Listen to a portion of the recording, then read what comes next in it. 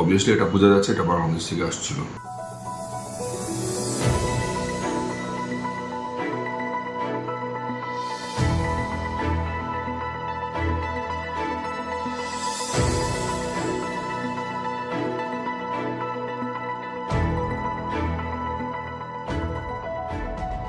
জাতীয় সড়কে দাঁড়িয়ে সাপের বিষ পাচারের ছক। হাত বদলের আগেই বিপুল পরিমাণে সাপের বিষ উদ্ধার। ঘটনায় গ্রেপ্তার 3 পাচারকারী। ফাঁসিদোয়ার বিধাননগরের মুরালীগঞ্জের মহানন্দা সেতুতে 3 কেজি 798 গ্রাম সাপের বিষ সহ গ্রেপ্তার 3 পাচারকারী।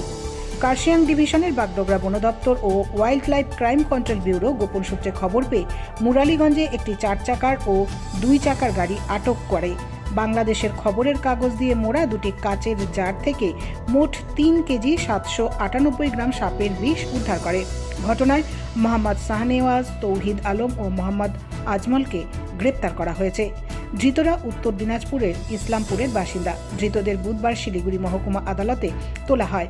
বাগডোগরা রেঞ্জার জানান, 2টি কাচের জারে এই সাপের বিষ রাখা ছিল। গোপন সূত্রের খবরের ভিত্তিতে এই সাফল্য বন বিভাগের। বাংলাদেশ থেকে এই সাপের বিষ হাত বদলের আগেই 3 জনকে গ্রেপ্তার করা হয়েছে।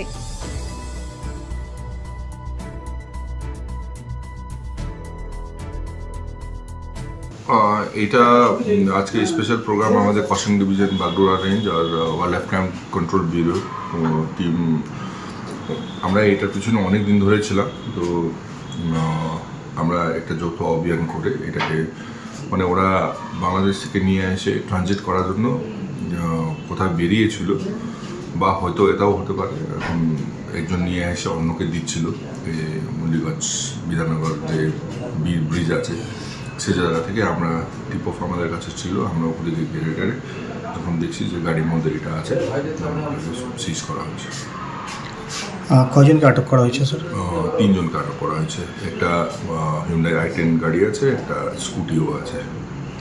কি জিনিস আপনারা আটক করেছেন? এটা হচ্ছে দেখুন, মার্কেটে এটা সবাই ক্রিস্টালাইজ স্নেক ভেনম সাপোজিটলি। তো স্নেক ভেনমই মনে হয়, তো স্নেক ভেনমই পরে আমরা এটাকে সিজ করেছি। যাদেরকে আটক করেছেন তাদের নাম? 3 জনই ইসলামপুরের বাসিন্দা আছে। একজনের নাম শাহনওয়াজ বলছে, একজনের নাম তৌহিদ আর একজনের নাম আজমল। পাশাপাশি কি কি আটক করেছেন আপনারা এর সাথে? এটার সাথে এটুকুই আছে, এটার সাথে ওই গাড়িগুলো আছে আর ওদের পার্সোনাল কিছু মানে আইটেমস আছে, সেটা হচ্ছে আর কিছু নেই। স্যার, এটা জানা যাচ্ছে তারা আগেও ইলিগাল অ্যাক্টিভিটিতে জড়িত আছে।